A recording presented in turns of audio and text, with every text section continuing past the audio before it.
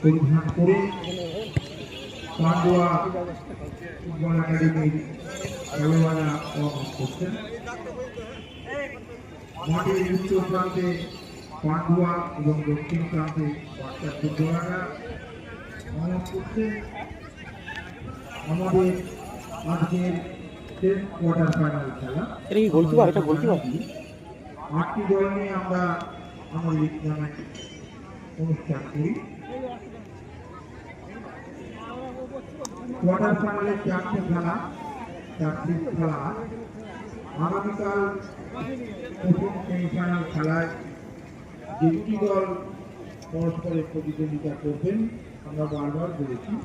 রামনগরের দুই সুবিখ্যাত ক্লাব, বহু ঐতিহ্যের চারটি দুই ক্লাব পরস্পরের ছিল প্রতিদ্বন্দ্বী, তরুণ সংঘ এবং যুগলপতি। আগামীকাল ফুটবল খেলার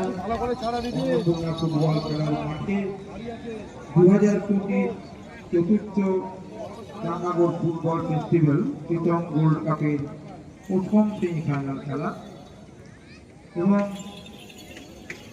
শুক্রবার আমাদের দ্বিতীয় সেমিফাইনাল খেলা। ইতিমধ্যেই এসএনজি স্পোর্টস ক্লাব ত্রিপুরা দ্বিতীয় সেমিফাইনাল খেলার জন্য